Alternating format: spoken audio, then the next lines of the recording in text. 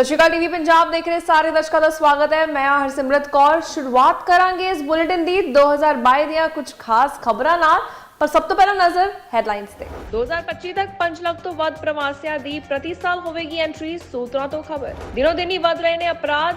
2 ਹਫ਼ਤਿਆਂ ਦੇ ਕਾਰਜਕਾਲ 'ਚ 4 ਪੰਜਾਬੀਆਂ ਦਾ ਹੋਇਆ ਕਤਲ। Trudeau the year and journey ਕਈ ਉਤਾਰ ਚੜਾਅ ਨਾਲ ਲੰਘਿਆ ਸਾਲ 2022। ਇਪਸੋਸ ਪੋਲ ਦੀ ਨਤੀਜੇ ਆਏ ਸਾਹਮਣੇ। 2023 ਵਿੱਚ ਚੋਣਾਂ ਦੀ ਕੀਤੀ ਮੰਗ। IRCC ਦਾ ਉਦੇਸ਼ ਮਾਰਚ 2023 ਤੱਕ ਘਟਾਉਣਗੇ ਬੈਕਲੌਗ। ਤੇ ਹੁਣ ਨਜ਼ਰ ਮਾਰਾਂਗੇ तमाम ਇਮੀਗ੍ਰੇਸ਼ਨ ਦੀਆਂ ਖਬਰਾਂ ਉੱਤੇ। ਤੁਹਾਨੂੰ ਦੱਸਾਂਗੇ ਕਿ IRCC ਵੱਲੋਂ 2022 ਵਿੱਚ ਕਿੰਨਾ ਬੈਕਲੌਗ ਸੀ ਅਤੇ 2023 ਵਿੱਚ ਕਿਵੇਂ ਉਹ ਬੈਕਲੌਗਸ ਨੂੰ ਕਲੀਅਰ ਕਰਨ ਦੀ ਯੋਜਨਾ ਬਣਾ ਰਹੇ ਨੇ ਤੇ ਕੀ ਕੁਝ ਅਪਡੇਟਸ ਆਈਆਂ ਨੇ IRCC ਦੀ ਗਾਈਡਲਾਈਨਸ ਵਿੱਚ, ਦੇਖੋ ਇਸ ਰਿਪੋਰਟ ਵਿੱਚ। ਇਮੀਗ੍ਰੇਸ਼ਨ ਵਿੱਚ ਸਭ ਤੋਂ ਪਹਿਲਾਂ ਆਪਾਂ ਗੱਲ ਕਰਾਂਗੇ ਬੈਕਲੌਗਸ ਦੀ। ਡੇਟਾ ਦੇ ਅਨੁਸਾਰ IRCC ਐਪਲੀਕੇਸ਼ਨਾਂ ਦੀ ਗਿਣਤੀ ਨੂੰ ਘਟਾਉਣ ਦੀ ਕੋਸ਼ਿਸ਼ ਲਗਾਤਾਰ ਜਾਰੀ ਰੱਖ ਰਹੀ ਹੈ। ਨਾਗਰਿਕਤਾ ਸੂਚੀ 30 ਨਵੰਬਰ ਤੱਕ 3,14,630 ਬੈਂਕਸ ਉੱਤੇ ਸੀ, ਜੋ ਕਿ 31 ਅਕਤੂਬਰ ਨੂੰ 3,31,401 ਸੀ। 3 ਨਵੰਬਰ ਤੱਕ 5,06,421 ਦੇ ਮੁਕਾਬਲੇ 2 ਦਸੰਬਰ ਤੱਕ ਸਥਾਈ ਨਿਵਾਸ ਸੂਚੀ 5,12,342 ਲੋਕਾਂ ਉੱਤੇ ਸੀ। ਐਕਸਪ੍ਰੈਸ ਐਂਟਰੀ ਪ੍ਰੋਗਰਾਮਾਂ ਲਈ ਅਪਲਾਈ ਕਰਨ ਵਾਲੇ ਕੁੱਲ ਲੋਕਾਂ ਵਿੱਚੋਂ ਪਿਛਲੇ ਮਹੀਨੇ ਦੌਰਾਨ ਲਗਭਗ 5,000 ਅਰਜ਼ੀਆਂ ਦਾ ਵਾਧਾ ਵੀ ਹੋਇਆ ਸੀ। IRCC ਨੇ ਇਸ ਸਾਲ ਜੁਲਾਈ ਵਿੱਚ ਸਾਰੇ ਪ੍ਰੋਗਰਾਮਾਂ ਦੇ ਐਕਸਪ੍ਰੈਸ ਐਂਟਰੀ ਉਮੀਦਵਾਰਾਂ ਲਈ ਸੱਦਿਆਂ ਦਾ ਦੌਰ ਮੁੜ ਤੋਂ ਸ਼ੁਰੂ ਕੀਤਾ ਸੀ। IRCC ਦਾ ਉਦੇਸ਼ ਸੇਵਾ ਦੇ ਮਾਪਦੰਡਾਂ ਦੇ ਅੰਦਰ ਕਾਰੋਬਾਰ ਦੀਆਂ ਸਾਰੀਆਂ ਲਾਈਨਾਂ ਵਿੱਚ 80% ਐਪਲੀਕੇਸ਼ਨਾਂ ਦੀ ਪ੍ਰਕਿਰਿਆ ਕਰਨਾ ਹੈ ਅਤੇ ਨਾਲ ਹੀ IRCC ਦਾ ਉਦੇਸ਼ ਹੈ ਕਿ ਮਾਰਚ 2023 ਦੇ ਅੰਤ ਤੱਕ ਵਪਾਰ ਦੀਆਂ ਸਾਰੀਆਂ ਲਾਈਨਾਂ ਵਿੱਚ 50% ਤੋਂ ਘੱਟ ਬੈਕਲੌਗ ਹੋਣਾ ਚਾਹੀਦਾ ਹੈ। ਤੇ ਜੇ ਗੱਲ ਕਰੀਏ ਵੀਜ਼ਾ ਰਿਜੈਕਸ਼ਨਸ ਦੀਆਂ, ਤੇ ਕੈਨੇਡੀਅਨ ਸਟੱਡੀ ਵੀਜ਼ਾ ਰੱਦ ਹੋਣ ਦੀ ਦਰ 2022 ਵਿੱਚ 50% ਤੱਕ ਪਹੁੰਚ ਗਈ ਸੀ। ਕੈਨੇਡਾ ਕਥਿਤ ਤੌਰ ਉੱਤੇ ਭਾਰਤ ਅਤੇ ਨਾਈਜੀਰੀਆ ਵਰਗੇ ਦੇਸ਼ਾਂ ਦੇ ਹਜ਼ਾਰਾਂ ਵਿਦਿਆਰਥੀ ਵੀਜ਼ਾ ਨੂੰ ਇਨਕਾਰ ਕਰ ਰਿਹਾ ਸੀ। ਕੁਝ ਇਰਾਨੀ ਵਿਦਿਆਰਥੀ ਵੀ ਮੁਸ਼ਕਲ ਵਿੱਚ ਸਨ ਕਿਉਂਕਿ ਉਹਨਾਂ ਦੀਆਂ ਸਟੱਡੀ ਵੀਜ਼ਾ ਅਰਜ਼ੀਆਂ ਵਿੱਚ ਦੇਰੀ ਹੋ ਰਹੀ ਸੀ, ਜਿਸ ਦਾ ਕੋਈ ਅੰਤ ਨਜ਼ਰ ਨਹੀਂ ਆਇਆ ਸੀ। ਕੈਨੇਡਾ ਲਈ ਦੇਰੀ ਅਤੇ ਉੱਚ ਰਿਜੈਕਸ਼ਨ ਦਰ ਨੇ ਕਈ ਵਿਦਿਆਰਥੀਆਂ ਨੂੰ ਨਿਰਾਸ਼ ਵੀ ਕੀਤਾ ਸੀ।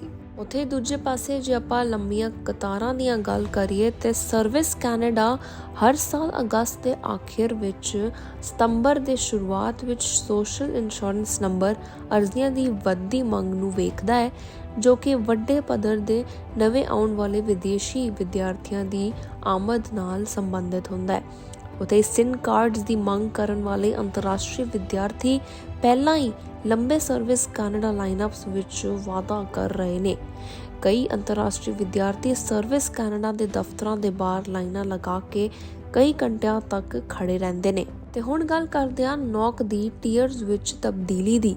ਕੈਨੇਡਾ ਦੀ ਨਵੀਂ ਨੈਸ਼ਨਲ ਆਕਿਊਪੇਸ਼ਨਲ ਕਲਾਸੀਫਿਕੇਸ਼ਨ ਯਾਨੀ ਕਿ ਨੌਕ ਪ੍ਰਣਾਲੀ 16 ਨਵੰਬਰ ਤੋਂ ਲਾਗੂ ਹੋਈ ਸੀ, ਜਿਹਦੇ ਵਿੱਚ express entry Canadian experience class, federal skilled worker ਅਤੇ ਫੈਡਰਲ ਸਕਿਲਡ ਟ੍ਰੇਡਸ ਪ੍ਰੋਗਰਾਮ ਨੂੰ ਬਦਲਿਆ ਗਿਆ ਸੀ, ਜਿਹਦੇ ਵਿੱਚ ਇਨ ਡਿਮਾਂਡ ਨੌਕਰੀਆਂ ਦੀ ਸੂਚੀ ਵਿੱਚ ਹੋਰ ਕਿੱਤਿਆਂ ਨੂੰ ਜੋੜਿਆ ਗਿਆ ਸੀ। 16 ਨਵੰਬਰ ਤੋਂ ਨੌਕ ਨੂੰ ਟੀਅਰ ਸਿਸਟਮ ਵਿੱਚ ਬਦਲਿਆ ਗਿਆ ਸੀ, ਜਿਹਦੇ ਵਿੱਚ ਐਕਸਪ੍ਰੈਸ ਐਂਟਰੀ ਸਿਸਟਮ ਦੇ ਅਧੀਨ ਬੈਂਕਾਰਾਂ ਨੂੰ ਰੁਜ਼ਗਾਰ ਅਤੇ ਸਮਾਜਿਕ ਵਿਕਾਸ ਕੈਨੇਡਾ ਦੀ ਵੈਬਸਾਈਟ ਉੱਤੇ ਨੌਕ 2021 ਸੂਚੀ ਦੇ ਤਹਿਤ ਆਪਣੇ ਕਿੱਤੇ ਦੀ ਖੋਜ ਅਤੇ ਕਰਨ ਦੀ ਜਾਣਕਾਰੀ ਦਿੱਤੀ ਗਈ ਸੀ ਅਤੇ ਆਪਣੀ ਸਿਖਲਾਈ, ਸਿੱਖਿਆ ਅਨੁਭਵ ਅਤੇ ਜ਼ਿੰਮੇਵਾਰੀਆਂ ਨੂੰ ਸ਼੍ਰੋਣੀ ਅਤੇ 5 ਅੰਕ ਦਾ ਦਿੱਤਾ ਕੋਡ ਜਮ੍ਹਾਂ ਕਰਵਾਉਣ ਦੀ ਵੀ ਆਗਿਆ ਦਿੱਤੀ ਗਈ ਸੀ। ਤੇ 1 ਨਵੰਬਰ 2022 ਨੂੰ ਇਮੀਗ੍ਰੇਸ਼ਨ, ਰਿਫਿਊਜੀਜ਼ ਅਤੇ ਸਿਟੀਜ਼ਨਸ਼ਿਪ ਕੈਨੇਡਾ ਨੇ 2023 ਤੋਂ 2025 ਲਈ ਕੈਨੇਡਾ ਸਰਕਾਰ ਦੀ ਇਮੀਗ੍ਰੇਸ਼ਨ ਪੱਧਰੀ ਯੋਜਨਾ ਬਾਰੇ ਵੇਰਵੇ ਜਾਰੀ ਕੀਤੇ ਸੀ, ਜਿਹਦੇ ਵਿੱਚ ਕੈਨੇਡਾ ਦਾ ਟੀਚਾ 2023 ਵਿੱਚ 4,65,000 ਨਵੇਂ ਸਥਾਈ ਨਿਵਾਸੀਆਂ ਨੂੰ ਅਤੇ 2024 ਵਿੱਚ 4,85,000 ਅਤੇ 2025 ਵਿੱਚ 5 ਲੱਖ ਨਵੇਂ ਸਥਾਈ ਨਿਵਾਸੀਆਂ ਦਾ ਸਵਾਗਤ ਕਰਨਾ ਹੋਵੇਗਾ। ਕੈਨੇਡਾ ਦੇ ਵਿੱਚ ਕ੍ਰਾਈਮ ਰੇਟ ਦਿਨੋ ਦਿਨ ਹੀ ਵੱਧਦਾ ਜਾ ਰਿਹਾ ਹੈ। 2022 ਵਿੱਚ ਨਾ ਸਿਰਫ ਆਮ ਲੋਕਾਂ ਦੀ ਪੇਟ ਭਰੇ ਹਾਲਾਤਾਂ ਵਿੱਚ ਮੌਤ ਹੋਈ ਹੈ, ਬਲਕਿ ਕਈ ਮੰਤਰੀਆਂ, ਵਿਦਿਆਰਥੀਆਂ ਅਤੇ ਕਈ ਛੋਟੇ ਬੱਚਿਆਂ ਦੀ ਵੀ ਮੌਤ ਹੋਈ ਹੈ। 2022 ਨੂੰ ਕੋਵਿਡ ਦੇ ਲਈ ਵੀ ਸਭ ਤੋਂ ਘਾਤਕ ਸਾਲ ਮੰਨਿਆ ਗਿਆ, ਕਿਉਂਕਿ ਮੌਤਾਂ ਦੀ ਗਿਣਤੀ ਪਿਛਲੇ 2 ਸਾਲਾਂ ਨਾਲੋਂ ਵੀ ਜ਼ਿਆਦਾ ਸੀ। ਕੈਨੇਡਾ ਵਿੱਚ ਅਪਰਾਧ ਦੀ ਦਰ ਦਿਨੋ ਦਿਨ ਵੱਧਦੀ ਜਾ ਰਹੀ ਹੈ। 2022 ਅਪਰਾਧਾਂ ਅਤੇ ਦੁਖਦਾਈ ਖਬਰਾਂ ਦਾ ਸਾਲ ਰਿਹਾ ਹੈ, ਜਿਹਦੇ ਵਿੱਚ ਗੈਂਗ ਵਾਰਸ, ਕਤਲ ਦੇ ਮਾਮਲੇ, ਘਰੇਲੂ ਹਿੰਸਾ, ਆਤਮ ਹੱਤਿਆ ਅਤੇ ਇੱਥੋਂ ਤੱਕ ਕਿ ਪੋਸਟ ਕੋਵਿਡ ਡਿਪਰੈਸ਼ਨ ਦੇ ਮੁੱਦੇ ਵੀ ਸਾਹਮਣੇ ਆਏ ਨੇ। ਸਭ ਤੋਂ ਪਹਿਲਾਂ ਗੱਲ ਕਰਾਂਗੇ ਰਿਪੁਦਮਨ ਸਿੰਘ ਮਲਿਕ ਦੇ ਮਰਡਰ ਕੇਸ ਦੀ। ਰਿਪੁਦਮਨ ਸਿੰਘ ਮਲਿਕ ਇੱਕ ਕਰੋੜਪਤੀ ਵਪਾਰੀ ਅਤੇ ਸਿੱਖ ਵਖਵਾਦੀ ਸੀ, ਜਿਸ ਨੂੰ 1985 ਦੇ ਏਅਰ ਇੰਡੀਆ ਅੱਤਵਾਦੀ ਹਮਲੇ ਦੇ ਬੰਬ ਧਮਾਕਿਆਂ ਦੇ ਮਾਮਲੇ ਵਿੱਚ ਸ਼ਾਮਿਲ ਕੀਤਾ ਗਿਆ ਸੀ। ਰਿਪੁਦਮਨ ਸਿੰਘ ਦੀ ਸਰੀ BC ਵਿੱਚ ਜੁਲਾਈ ਦੇ ਮਹੀਨੇ ਵਿੱਚ ਗੋਲੀ ਮਾਰ ਕੇ ਹੱਤਿਆ ਕਰ ਦਿੱਤੀ ਗਈ ਸੀ। ਇਹ ਕੇਸ ਕੈਨੇਡਾ ਦਾ ਸਭ ਤੋਂ ਭਿਆਨਕ ਕਤਲੇਆਮ ਮੰਨਿਆ ਜਾਂਦਾ ਹੈ। ਮਲਿਕ ਨੂੰ ਸਰੀ ਦੇ ਨਿਊਟਨ ਇਲਾਕੇ ਵਿੱਚ ਗੋਲੀ ਮਾਰ ਦਿੱਤੀ ਗਈ ਸੀ ਅਤੇ ਬਾਅਦ ਵਿੱਚ ਉਸ ਦੀ ਸੱਟ ਲੱਗਣ ਕਾਰਨ ਮੌਤ ਹੋ ਗਈ। ਇਸ ਮਰਡਰ ਕੇਸ ਵਿੱਚ 2 ਲੋਕਾਂ ਉੱਤੇ ਫਸਟ ਡਿਗਰੀ ਕਤਲ ਦਾ ਦੋਸ਼ ਲਗਾਇਆ ਗਿਆ ਸੀ ਅਤੇ ਦੋਹਾਂ ਕੰਟਰੈਕਟ ਕਿਲਰਸ ਨੂੰ ਹੁਣ ਫੜ ਲਿਆ ਗਿਆ ਸੀ। ਤੁਹਾਨੂੰ ਦੱਸ ਦਈਏ, ਹਾਲੇ ਤੱਕ ਇਸ ਮਰਡਰ ਦੇ ਅਸਲ ਮਾਸਟਰਮਾਈਂਡ ਦਾ ਪਤਾ ਨਹੀਂ ਲੱਗ ਸਕਿਆ। ਜੇ ਗੱਲ ਕਰੀਏ ਕੈਨੇਡਾ ਦੇ ਵਿੱਚ ਮਰਡਰ ਕੇਸਿਸ ਦੀਆਂ, ਤੇ ਚਿੰਤਾਜਨਕ ਰੁਝਾਨ ਇਹ ਹੈ ਕਿ ਹਾਲ ਹੀ ਵਿੱਚ ਕੈਨੇਡਾ ਵਿਖੇ ਸਿਰਫ 2 ਹਫ਼ਤਿਆਂ ਵਿੱਚ ਵੱਖ-ਵੱਖ ਘਟਨਾਵਾਂ ਦੇ ਕਾਰਨ 4 ਪੰਜਾਬੀਆਂ ਦੀਆਂ ਹੱਤਿਆਵਾਂ ਹੋ ਗਈਆਂ ਸਨ। ਇਹਨਾਂ ਘਟਨਾਵਾਂ ਕਾਰਨ ਉਹਨਾਂ ਮਾਪਿਆਂ ਵਿੱਚ ਦਹਿਸ਼ਤ ਫੈਲ ਗਈ ਹੈ, ਜਿਨ੍ਹਾਂ ਦੇ ਬੱਚੇ ਕੈਨੇਡਾ ਵਿੱਚ ਪੜ੍ਹਨ ਆਉਂਦੇ ਨੇ। 2 ਹਫ਼ਤਿਆਂ ਵਿੱਚ ਕੈਨੇਡਾ ਦੇ ਐਡਮਿੰਟਨ 'ਚ ਸਿੱਖ ਨੌਜਵਾਨ ਦੀ ਗੋਲੀ ਮਾਰ ਕੇ ਹੱਤਿਆ ਕਰ ਦਿੱਤੀ ਗਈ ਸੀ, ਤੇ ਬ੍ਰਿਟਿਸ਼ ਕੋਲੰਬੀਆ ਵਿੱਚ 40 ਸਾਲਾ ਸਿੱਖ ਔਰਤ ਦੀ ਚਾਕੂ ਮਾਰ ਕੇ ਹੱਤਿਆ ਕਰ ਦਿੱਤੀ ਗਈ ਸੀ। ਦੂਜੀ ਤਰਫ ਬਰੈਂਪਟਨ ਵਿੱਚ ਪੈਟਰੋਲ ਪੰਪ ਉੱਤੇ ਪੰਜਾਬੀ ਔਰਤ ਦੀ ਗੋਲੀ ਮਾਰ ਕੇ ਹੱਤਿਆ ਕਰ ਦਿੱਤੀ ਗਈ ਸੀ ਅਤੇ ਇੱਕ ਪੰਜਾਬੀ ਨੌਜਵਾਨ ਦੀ ਸਕੂਲ ਦੇ ਬਾਹਰ ਚਾਕੂ ਮਾਰ ਕੇ ਹੱਤਿਆ ਕਰ ਦਿੱਤੀ ਗਈ ਸੀ। ਜੇ ਮੌਤਾਂ ਦੀ ਗਿਣਤੀ ਦੇਖੀ ਜਾਵੇ ਤੇ ਕੋਵਿਡ ਕਾਰਨ ਵੀ ਕਈ ਲੋਕਾਂ ਦੀ ਮੌਤ ਹੋਈ ਹੈ। ਸਾਲ 2022 ਨੇ ਲੋਕਾਂ ਨੂੰ ਕਈ ਚੀਜ਼ਾਂ ਦਾ ਸਾਹਮਣਾ ਕਰਵਾਇਆ। ਬ੍ਰਿਟਿਸ਼ ਕੋਲੰਬੀਆ ਵਿੱਚ 2022 ਨੂੰ ਹੁਣ ਤੱਕ ਕੋਵਿਡ-19 ਮਹਾਮਾਰੀ ਦੇ ਸਭ ਤੋਂ ਘਾਤਕ ਸਾਲ ਵਿੱਚੋਂ ਮੰਨਿਆ ਜਾ ਰਿਹਾ ਹੈ। ਪਿਛਲੇ ਸਾਲ 1522 ਦੇ ਮੁਕਾਬਲੇ ਇਸ ਸਾਲ ਵਾਇਰਸ ਨਾਲ 2383 ਮੌਤਾਂ ਦਰਜ ਕੀਤੀਆਂ ਗਈਆਂ। ਟੀਕਾਕਰਨ ਦੇ ਉੱਚ ਪੱਧਰਾਂ ਦੇ ਬਾਵਜੂਦ ਹਾਲੇ ਤੱਕ ਕੋਵਿਡ-19 ਵਿੱਚ ਕੋਈ ਰਿਡਕਸ਼ਨ ਨਹੀਂ ਦੇਖੀ ਜਾ ਰਹੀ ਹੈ ਅਤੇ ਸੈਂਕੜੋਂ ਮਰੀਜ਼ਾਂ ਦੀ ਮੌਤ ਦੇਖੀ ਜਾ ਰਹੀ ਹੈ। ਡਾਕਟਰਸ ਦਾ ਕਹਿਣਾ ਹੈ ਕਿ ਜੇਕਰ ਇਨਫਲੂਐਂਜ਼ਾ ਇਨਫੈਕਸ਼ਨਸ ਵੱਧਦੇ ਰਹਿਣ ਤਾਂ 2023 ਵਿੱਚ ਪਬਲਿਕ ਹੈਲਥ ਮੈਜਰਸ ਜਾਰੀ ਕੀਤੇ ਜਾ ਸਕਦੇ ਨੇ।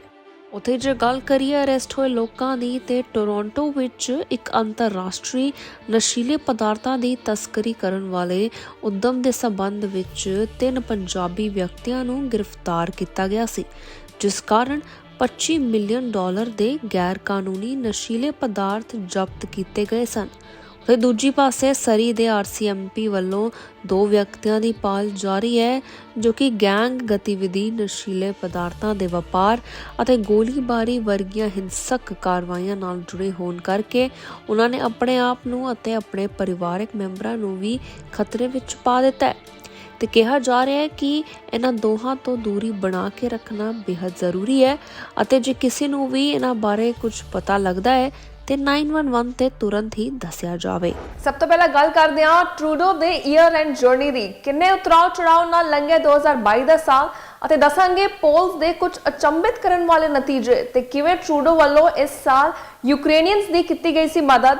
ਦੇਖੋ ਇਹ ਖਾਸ ਰਿਪੋਰਟ ਵਿੱਚ। ਜੇ ਗੱਲ ਕਰੀਏ ਐਮਰਜੈਂਸੀ ਐਕਟਸ ਬਾਰੇ ਅਤੇ ਪਾਬੰਦੀਆਂ ਦੇ, ਤੇ ਟਰੂਡੋ ਦੀ ਸਰਕਾਰ ਨੇ ਕਾਨੂੰਨ ਦੇ 34 ਸਾਲਾਂ ਦੇ ਇਤਿਹਾਸ ਵਿੱਚ ਪਹਿਲੀ ਵਾਰ 24 ਫਰਵਰੀ ਨੂੰ ਓਟਾਵਾ ਅਤੇ ਕੈਨੇਡਾ ਦੇ ਕਈ ਬਾਰਡਰ ਕ੍ਰਾਸਿੰਗ ਵਿੱਚ ਕੋਵਿਡ-19 ਪਾਬੰਦੀਆਂ ਦੇ ਖਿਲਾਫ ਵਿਰੋਧ ਪ੍ਰਦਰਸ਼ਨਾਂ ਨੂੰ ਸੰਬੋਧਿਤ ਕਰਨ ਲਈ ਐਮਰਜੈਂਸੀ ਐਕਟ ਦੀ ਮੰਗ ਕੀਤੀ ਸੀ।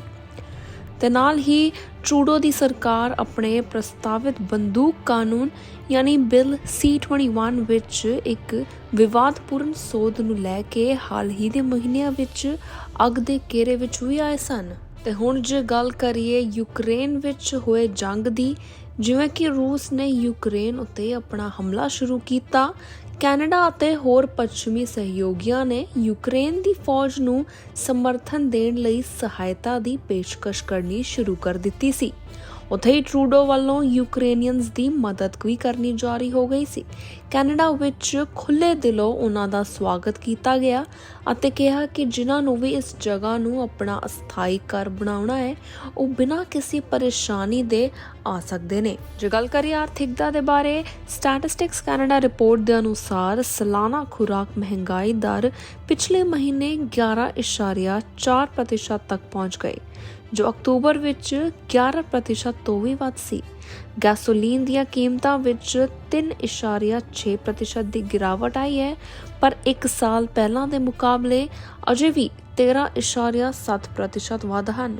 NDP ਫੈਡਰਲ ਸਰਕਾਰ ਨੂੰ ਤੇਲ ਅਤੇ ਗੈਸ ਸੈਕਟਰਾਂ ਅਤੇ ਕਰਿਆਨੇ ਦੀਆਂ ਚੇਨਾਂ ਉੱਤੇ ਵਿੰਡਫਾਲ ਟੈਕਸ ਲਗਾਉਣ ਦੀ ਮੰਗ ਕਰ ਰਹੀ ਹੈ। ਬਿਜ਼ਨਸ ਪਾਰਟੀ ਦੇ ਨੇਤਾ ਜਗਮੀਤ ਸਿੰਘ ਨੇ ਗ੍ਰੀਨਫਲੇਸ਼ਨ ਵਿੱਚ ਸ਼ਾਮਲ ਹੋਣ ਦਾ ਦੋਸ਼ ਲਗਾਇਆ ਸੀ। ਟਰੂਡੋ ਨੇ ਬੈਂਕ ਆਫ ਕੈਨੇਡਾ ਦੇ ਵਿਆਜ ਦਰਾਂ ਵਿੱਚ ਵਾਧੇ ਦਾ ਵੀ ਬਚਾਅ ਕੀਤਾ। ਬੈਂਕ ਆਫ ਕੈਨੇਡਾ ਨੇ ਮਹਿੰਗਾਈ ਨੂੰ ਘੱਟ ਕਰਨ ਦੀ ਕੋਸ਼ਿਸ਼ ਵਿੱਚ ਇਸ ਮਹੀਨੇ ਦੀ ਸ਼ੁਰੂਆਤ ਆਪਣੀ ਬੈਂਚਮਾਰਕ ਵਿਆਜ ਦਰ ਨੂੰ 50 ਆਧਾਰ ਅੰਕ ਵਧਾ ਕੇ 4.25% ਕਰ ਦਿੱਤਾ ਸੀ। ਤੇ ਹੁਣ ਗੱਲ ਕਰਦੇ ਹਾਂ ਸੂਬਿਆਂ ਨਾਲ ਕੰਮਕਾਜਾਂ ਦੀ। ਅਲਬਰਟਾ ਦੇ ਨਵੇਂ ਪ੍ਰੀਮੀਅਰ ਡੈਨੀਅਲ ਸਮਿਥ ਨੇ ਪਿਛਲੇ ਮਹੀਨੇ ਸੋਵਰਨਿਟੀ ਐਕਟ ਪੇਸ਼ ਕੀਤਾ ਸੀ, ਜਦੋਂ ਕਿ ਮਾਹਿਰਾਂ ਦਾ ਕਹਿਣਾ ਹੈ ਕਿ ਇਹ ਕਾਨੂੰਨ ਗੈਰ ਸੰਵਿਧਾਨਕ ਹੈ। ਟਰੂਡੋ ਨੇ ਆਪਣੇ ਆਪ ਨੂੰ ਇਸ ਐਕਟ ਤੋਂ ਦੂਰ ਕਰਨ ਦੀ ਕੋਸ਼ਿਸ਼ ਕੀਤੀ ਸੀ, ਇੱਕ ਬਿੰਦੂ ਉੱਤੇ ਇਹ ਕਹਿੰਦੇ ਹੋਏ ਕਿ ਉਹ ਅਲਬਰਟਾ ਨਾਲ ਲੜਾਈ ਦੀ ਤਲਾਸ਼ ਕਰਨਾ ਨਹੀਂ ਚਾਹੁੰਦੇ। ਜਿੱਥੇ ਇਲੈਕਸ਼ਨਸ ਦੀ ਗੱਲ ਆਉਂਦੀ ਹੈ, ਉੱਥੇ ਹੀ ਇਪਸੋਸ ਵੱਲੋਂ ਇੱਕ ਪੋਲ ਦੇ ਜ਼ਰੀਏ ਇਹ ਪਤਾ ਲਗਾਇਆ ਗਿਆ ਸੀ ਕਿ ਲਗਭਗ ਅੱਧੇ ਕੈਨੇਡੀਅਨਸ ਚਾਹੁੰਦੇ ਹਨ ਕਿ 2023 ਵਿੱਚ ਫੈਡਰਲ ਚੋਣਾਂ ਹੋਣੀਆਂ ਚਾਹੀਦੀਆਂ ਨੇ, ਜਦੋਂ ਕਿ ਫੈਡਰਲ ਚੋਣਾਂ ਦੀ ਸਮਾਂ ਸੀਮਾ 2025 ਹੈ। ਪੋਲ ਦੇ ਅਨੁਸਾਰ ਬਹੁਮਤ ਸੋਚਦੀ ਹੈ ਕਿ ਪ੍ਰਧਾਨ ਮੰਤਰੀ ਜਸਟਿਨ ਟਰੂਡੋ ਨੂੰ ਅਗਲੇ ਸਾਲ ਲਿਬਰਲ ਲੀਡਰ ਵਜੋਂ ਅਸਤੀਫਾ ਦੇ ਦੇਣਾ ਚਾਹੀਦਾ ਹੈ। ਤੇ ਹੁਣ ਗੱਲ ਕਰਦੇ ਹਾਂ ਬ੍ਰਿਟਿਸ਼ ਕੋਲੰਬੀਆ ਦੇ ਸਾਬਕਾ ਪ੍ਰੀਮੀਅਰ ਜੌਨ ਹੌਰਗਨ ਅਤੇ ਮੌਜੂਦਾ ਪ੍ਰੀਮੀਅਰ ਡੇਵਿਡ ਐਬੀ ਬਾਰੇ। ਦੱਸਾਂਗੇ ਕਿਉਂ ਜੌਨ ਹੌਰਗਨ ਨੇ ਰਿਜ਼ਾਈਨ ਕੀਤਾ ਸੀ ਤੇ ਡੇਵਿਡ ਐਬੀ ਵੱਲੋਂ BC ਦੀ ਸੰਸਥਾ ਵਿੱਚ ਕਿਹੜੇ ਨਵੇਂ ਪੰਜਾਬੀ ਚਿਹਰੇ ਸਾਹਮਣੇ ਆਏ ਨੇ। BC ਦੇ ਸਾਬਕਾ ਪ੍ਰੀਮੀਅਰ ਜੌਨ ਹੌਰਗਨ ਵੱਲੋਂ 5 ਸਾਲ ਬਾਅਦ ਰਾਜਨੀਤੀ ਤੋਂ ਰਿਟਾਇਰਮੈਂਟ ਲਿੱਤੀ ਗਈ ਸੀ। ਉਹਨਾਂ ਦਾ ਇਹ ਮੰਨਣਾ ਸੀ ਕਿ ਭਾਵੇਂ ਉਹ ਕੈਂਸਰ ਦੇ ਦੂਜੇ ਦੌਰ ਵਿੱਚ ਸਨ, ਪਰ ਇਹ ਅਸਲ ਵਜ੍ਹਾ ਨਹੀਂ ਸੀ। ਅਸਲ ਵਜ੍ਹਾ ਸੀ ਉਹਨਾਂ ਦੀ ਵੱਧਦੀ ਉਮਰ ਅਤੇ ਇਸ ਉਮਰ ਵਿੱਚ ਜ਼ਿੰਮੇਵਾਰੀਆਂ ਨਿਭਾਉਣਾ। ਹੌਰਗਨ ਦਾ ਇਹ ਵੀ ਕਹਿਣਾ ਸੀ ਕਿ ਜੋ ਵੀ ਕੋਈ ਉਹਨਾਂ ਦੀ ਜਗ੍ਹਾ ਲਵੇਗਾ, ਉਸ ਨੂੰ ਅਗਲੇ 2 ਸਾਲਾਂ ਅਤੇ 2024 ਲਈ ਅਗਲੀ ਸੂਬਾਈ ਚੋਣਾਂ ਉੱਤੇ ਪੂਰਾ ਧਿਆਨ ਕੇਂਦਰਿਤ ਕਰਨਾ ਹੋਵੇਗਾ। ਹੌਰਗਨ ਦੀ ਰਿਟਾਇਰਮੈਂਟ ਤੋਂ ਬਾਅਦ ਡੇਵ ਐਬੀ ਬ੍ਰਿਟਿਸ਼ ਕੋਲੰਬੀਆ ਦੇ ਨਵੇਂ ਪ੍ਰੀਮੀਅਰ ਬਣੇ ਸਨ ਅਤੇ ਤੁਹਾਨੂੰ ਦੱਸ ਦਈਏ ਕਿ ਉਹਨਾਂ ਦੀ ਰਿਹਾਇਸ਼ ਵਿੱਚ ਬ੍ਰਿਟਿਸ਼ ਕੋਲੰਬੀਆ ਦੀ ਸਰਕਾਰ ਵਿੱਚ ਹਾਲ ਹੀ 5 ਇੰਡੋ ਕੈਨੇਡੀਅਨਸ ਵੀ ਸ਼ਾਮਲ ਹੋਏ ਨੇ। ਬ੍ਰਿਟਿਸ਼ ਕੋਲੰਬੀਆ ਵਿੱਚ ਕੀਤੇ ਗਏ ਕੈਬਨਿਟ ਰੀਸ਼ਫਲ ਵਿੱਚ ਉਹਨਾਂ ਨੂੰ ਮੰਤਰੀ ਵਜੋਂ ਸਹੁੰ ਚੁਕਾਈ ਗਈ ਸੀ। ਹੈਰੀ ਬੈਸ, ਨਿੱਕੀ ਸ਼ਰਮਾ, ਜਗਰੂਪ ਬਰਾੜ, ਰਚਨਾ ਸਿੰਘ ਅਤੇ ਰਵੀ ਕਾਲੋ ਨੇ ਹਾਲ ਹੀ ਵਿੱਚ BC ਦੀ ਰਾਜਧਾਨੀ ਵਿਕਟੋਰੀਆ ਵਿੱਚ ਗਵਰਨਮੈਂਟ ਹਾਊਸ ਵਿਖੇ ਸਹੁੰ ਚੁੱਕੀ ਸੀ। ਬਠਿੰਡਾ ਵਿੱਚ ਜਨਮੇ ਜਗਰੂਪ ਬਰਾੜ ਨੂੰ ਕੈਨੇਡਾ ਵਿੱਚ ਬ੍ਰਿਟਿਸ਼ ਕੋਲੰਬੀਆ ਦੀ ਨਿਊ ਡੈਮੋਕ੍ਰੈਟਿਕ ਪਾਰਟੀ ਯਾਨੀ NDP ਸਰਕਾਰ ਵਿੱਚ ਰਾਜ ਮੰਤਰੀ ਵਜੋਂ ਸ਼ਾਮਿਲ ਕੀਤਾ ਗਿਆ ਸੀ। ਉੱਥੇ ਹੀ ਸਰੀ ਗ੍ਰੀਨ ਟਿੰਬਰ ਤੋਂ 3 ਵਾਰ ਵਿਧਾਇਕ ਰਹਿ ਚੁੱਕੀ ਰਚਨਾ ਸਿੰਘ ਬ੍ਰਿਟਿਸ਼ ਕੋਲੰਬੀਆ ਦੀ ਸਿੱਖਿਆ ਅਤੇ ਬਾਲ ਮੰਤਰੀ ਬਣਨ ਵਾਲੀ ਪਹਿਲੀ ਦੱਖਣੀ ਏਸ਼ੀਅਨ ਮਹਿਲਾ ਬਣੀ। ਨਿੱਕੀ ਸ਼ਰਮਾ, ਜਿਸ ਨੂੰ ਅਟਾਰਨੀ ਜਨਰਲ ਨਿਯੁਕਤ ਕੀਤਾ ਗਿਆ ਸੀ, ਉਹਨਾਂ ਨੇ BC ਭਰ ਵਿੱਚ ਜਲਵਾਯੂ ਨੀਤੀ ਅਤੇ ਸੁਲਹ ਸਫਾਈ ਬਾਰੇ ਵਕੀਲ ਵਜੋਂ ਕੰਮ ਕੀਤਾ।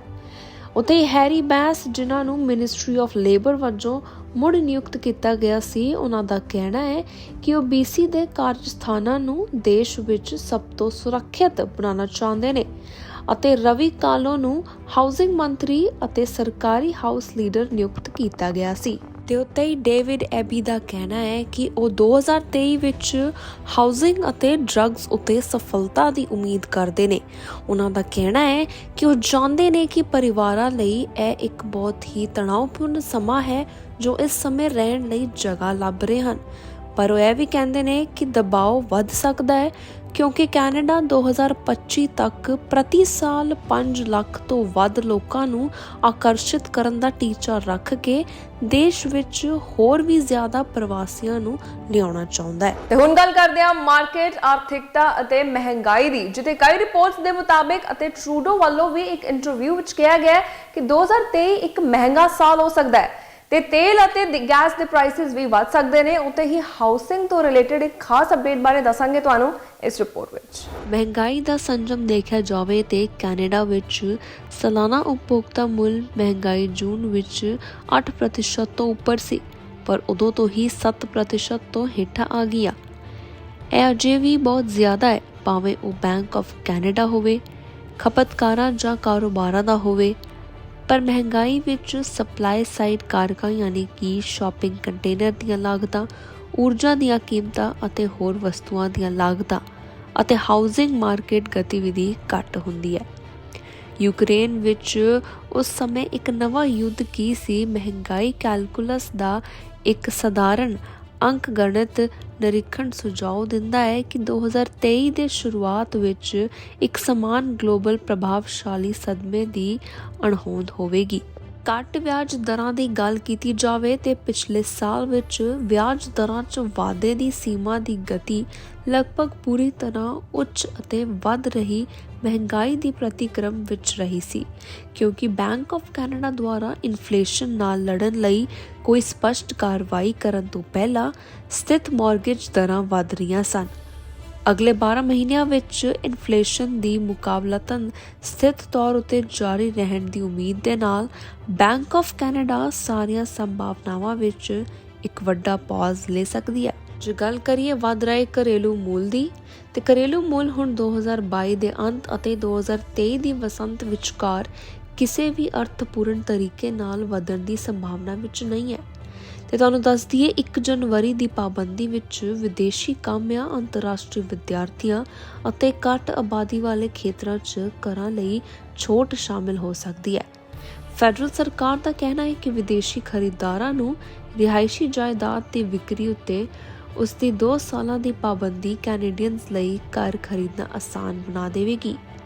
ਕੈਨੇਡੀਅਨ ਨਾਗਰਿਕਾਂ ਅਤੇ ਸਥਾਈ ਨਿਵਾਸੀਆਂ ਨੂੰ ਪਾਬੰਦੀ ਤੋਂ ਛੋਟ ਹੈ।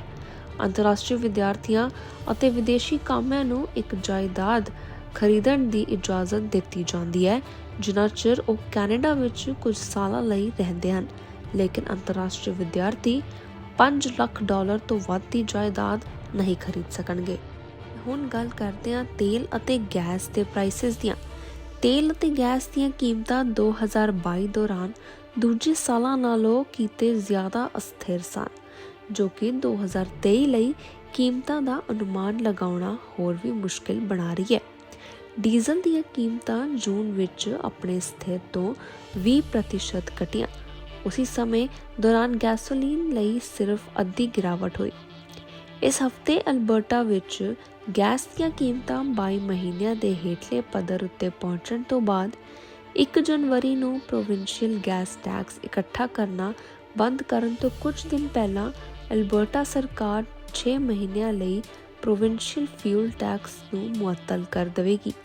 ਪ੍ਰੋਵਿੰਸ ਨੇ ਕਿਹਾ ਕਿ ਇਹ ਪੰਪ ਉੱਤੇ ਅਲਬਰਟਾ ਵਾਸੀਆਂ ਨੂੰ 13 ਸੈਂਟ ਪ੍ਰਤੀ ਲੀਟਰ ਦੀ ਬਚਤ ਹੋਵੇਗੀ। ਜਿੱਥੇ ਕਈ ਪਾਸੇ 2022 ਵਿੱਚ ਬੁਰੀਆਂ ਖਬਰਾਂ ਵੇਖਣ ਨੂੰ ਮਿਲੀਆਂ, ਉੱਥੇ ਹੀ ਕਈ ਥਾਵਾਂ 'ਚ ਪੋਜ਼ਿਟਿਵ ਖਬਰਾਂ ਵੀ ਆਈਆਂ ਨੇ ਸਾਹਮਣੇ। ਦੱਸਾਂਗੇ ਤੁਹਾਨੂੰ ਇਹੋ ਜਿਹੀਆਂ ਕੁਝ ਖਬਰਾਂ ਬਾਰੇ ਇਸ ਰਿਪੋਰਟ ਵਿੱਚ। ਕੈਨੇਡੀਅਨ ਪਹਿਲਵਾਨਾਂ ਦੇ ਮੈਡਲਾਂ ਦੀ ਗਿਣਤੀ ਕਾਫੀ ਵੱਧਦੀ ਨਜ਼ਰ ਆ ਰਹੀ ਹੈ। ਗੱਲ ਕਰ ਰਹੇ ਹਾਂ 3 ਰੈਸਲਿੰਗ ਖੇਡਣ ਵਾਲਿਆਂ ਦੀਆਂ, ਜੋ ਕਿ ਹਾਲ ਹੀ ਵਿੱਚ ਹੋਏ ਕਾਮਨਵੈਲਥ ਗੇਮਸ 'ਚ ਕਈ ਮੈਡਲਸ ਜਿੱਤ ਕੇ ਆਏ ਨੇ। ਸਰੀ ਦੇ ਆਪਣੇ ਅਮਰ ਟੇਸੀ ਨੇ ਸੈੱਟ ਉੱਤੇ ਸਭ ਕੁਝ ਛੱਡ ਕੇ ਅੰਤਰਰਾਸ਼ਟਰੀ ਸੁਰੱਖਿਆ ਬਟੋਰੀਆਂ ਅਤੇ ਕੈਨੇਡਾ ਨੂੰ ਪੁਰਸ਼ਾਂ ਦੇ 125 ਕਿਲੋ ਕੁਸ਼ਤੀ ਮੁਕਾਬਲੇ ਵਿੱਚ ਸੋਨ ਤਗਮਾ ਜਿੱਤ ਕੇ ਦਿੱਤਾ। ਉੱਥੇ ਆਬਸਫੋਰਡ ਦੇ ਪਹਿਲਵਾਨ ਨਿਸ਼ਾਨ ਰੰਧਾਵਾ ਨੇ ਵੀ 57 ਕਿਲੋ ਵਰਗ ਵਿੱਚ ਸੋਨ ਤਗਮਾ ਜਿੱਤ ਕੇ ਦਿੱਤਾ। ਜਸਮੀਤ ਫੁਲਕਾ ਨੇ ਪੁਰਸ਼ਾਂ ਦੇ 74 ਕਿਲੋ ਇਵੈਂਟ ਤੋਂ ਬਾਅਦ ਕਾਂਸੀ ਦਾ ਤਗਮਾ ਜਿੱਤ ਕੇ ਦਿੱਤਾ। ਇਹਨਾਂ ਨੇ ਇਹ ਸਾਬਿਤ ਕਰ ਦਿੱਤਾ ਕਿ ਸਰੀ ਬੰਦੂਕਾਂ ਦਾ ਸ਼ਹਿਰ ਨਹੀਂ ਸਗੋਂ ਸੋਨੇ ਦਾ ਸ਼ਹਿਰ ਹੈ। ਰਾਸ਼ਟਰਮੰਡਲ ਖੇਡਾਂ ਦੌਰਾਨ ਪੰਜਾਬੀ ਭਾਈਚਾਰੇ ਦੇ ਕੈਨੇਡੀਅਨ ਖਿਡਾਰੀਆਂ ਨੇ ਜਲਵੇ ਬਿਖੇਰੇ, ਜਿਸ ਨੇ ਭਾਈਚਾਰੇ ਦਾ ਮਾਣ ਵਧਾਇਆ ਅਤੇ ਵੱਖ-ਵੱਖ ਵਰਗਾਂ 'ਚ ਸੋਨੇ, ਚਾਂਦੀ ਤੇ ਕਾਂਸੀ ਦੇ ਤਗਮੇ ਜਿੱਤ ਕੇ ਲਿਆਏ। ਤੇ ਹੁਣ ਗੱਲ ਕਰਦੇ ਹਾਂ ਡਾਕਟਰ AS ਵਿਰਦੀ ਦੀ ਕਹਾਣੀ ਦੀ। 2 ਵਾਰ ਕੈਂਸਰ ਤੋਂ ਬਚਣ ਵਾਲੇ ਵਿਰਦੀ ਨੇ ਕੈਂਸਰ ਜਾਗਰੂਕਤਾ ਅਤੇ ਖੋਜ ਲਈ ਖੰਡ ਇਕੱਠਾ ਕਰਨ ਲਈ ਪੂਰਬ ਤੋਂ ਪੱਛਮ ਤੱਕ 13 ਵੱਡੇ ਸ਼ਹਿਰਾਂ ਵਿੱਚ ਪੈਦਲ ਚੱਲ ਕੇ ਗਏ। ਵਿਰਦੀ ਦਾ ਕਹਿਣਾ ਹੈ ਕਿ ਉਸ ਦਾ ਉਦੇਸ਼ ਇਸ ਜਾਨਲੇਵਾ ਗੰਭੀਰ ਬਿਮਾਰੀ ਬਾਰੇ ਜਾਗਰੂਕਤਾ ਫੈਲਾਉਣਾ ਹੈ, ਜਿਸ ਬਾਰੇ ਉਸ ਦਾ ਕਹਿਣਾ ਹੈ ਕਿ ਖੋਜ ਅਨੁਸਾਰ ਆਉਣ ਵਾਲੇ ਸਾਲਾਂ ਵਿੱਚ ਹਰ ਦੂਜੇ ਵਿਅਕਤੀ ਨੂੰ ਇਸ ਦੀ ਲਪੇਟ ਵਿੱਚ ਲਿਆ ਜਾਵੇਗਾ। ਵਿਰਦੀ ਨੇ ਇਸ ਮਿਸ਼ਨ ਨੂੰ ਪੂਰਾ ਕਰਨ ਲਈ ਦ੍ਰਿੜ ਸੰਕਲਪ ਲਿਆ ਹੈ, ਭਾਵੇਂ ਕੋਈ ਉਹਦੀ ਮਦਦ ਕਰੇ ਜਾਂ ਨਾ ਕਰੇ। ਪਰ ਉਹ ਕਹਿੰਦਾ ਹੈ ਕਿ ਬਹੁਤ ਸਾਰੇ ਭਾਈਚਾਰਕ ਮੈਂਬਰ ਅਤੇ ਸੰਸਥਾਵਾਂ ਉਸ ਦੇ ਸਮਰਥਨ ਲਈ ਅੱਗੇ ਆਏ ਸਨ। ਸਰੀ ਦੇ ਗੁਰਦੁਆਰਾ ਦੁੱਖ ਨਿਵਾਰਨ ਸਾਹਿਬ ਨੇ ਇਸ ਸਮਾਗਮ ਨੂੰ ਸਪਾਂਸਰ ਵੀ ਕੀਤਾ ਸੀ। ਉਸ ਦਾ ਉਦੇਸ਼ ਹੈ ਕਿ 600 ਕਿਲੋਮੀਟਰ ਪੈਦਲ ਚੱਲਣਾ ਹੈ ਅਤੇ ਫੰਡ ਇਕੱਠਾ ਕਰਨਾ ਹੈ। ਇਕੱਠਾ ਕੀਤਾ ਹੋਇਆ ਫੰਡ BC ਕੈਂਸਰ ਫਾਊਂਡੇਸ਼ਨ ਨੂੰ ਦਿੱਤਾ ਜਾਵੇਗਾ। ਤੇ ਇੱਕ ਹੋਰ ਖੁਸ਼ੀ ਦੀ ਖਬਰ ਇਹ ਹੈ ਕਿ ਕੈਨੇਡਾ ਦੀ ਮੈਨਸ ਫੁੱਟਬਾਲ ਟੀਮ ਨੂੰ Canadian press team of the year ਚੁਣਿਆ ਗਿਆ। ਕੈਨੇਡੀਅਨ ਮੈਨਸ ਫੁੱਟਬਾਲ ਟੀਮ, ਜਿਸ ਨੂੰ 36 ਸਾਲਾਂ ਬਾਅਦ ਪਹਿਲੀ ਵਾਰ ਵਰਲਡ ਕੱਪ ਵਿੱਚ ਵਾਪਸੀ ਕਰਕੇ ਪ੍ਰਸ਼ੰਸਕਾਂ ਦੀ ਜਿੱਤ ਹਾਸਲ ਹੋਈ ਹੈ। ਤੇ ਅੱਜ ਦੇ ਇਸ ਬੁਲੇਟਿਨ ਦੇ ਲਈ ਇੰਨਾ ਹੀ। ਮੈਨੂੰ ਯਾਨੀ ਹਰਸਿਮਰਤ ਨੂੰ ਦਿਓ ਇਜਾਜ਼ਤ ਤੇ ਪੂਰੇ TV ਪੰਜਾਬ ਦੀ ਟੀਮ ਵੱਲੋਂ ਤੁਹਾਨੂੰ ਤੇ ਤੁਹਾਡੇ ਪਰਿਵਾਰ ਨੂੰ ਨਵੇਂ ਸਾਲ ਦੀਆਂ ਲੱਖ ਵਧਾਈਆਂ। Stay safe, stay healthy. ਮਿਲਾਂਗੇ ਤੁਹਾਨੂੰ ਅਗਲੇ ਸਾਲ ਵਿੱਚ ਨਵੀਆਂ ਖਬਰਾਂ ਨਾਲ।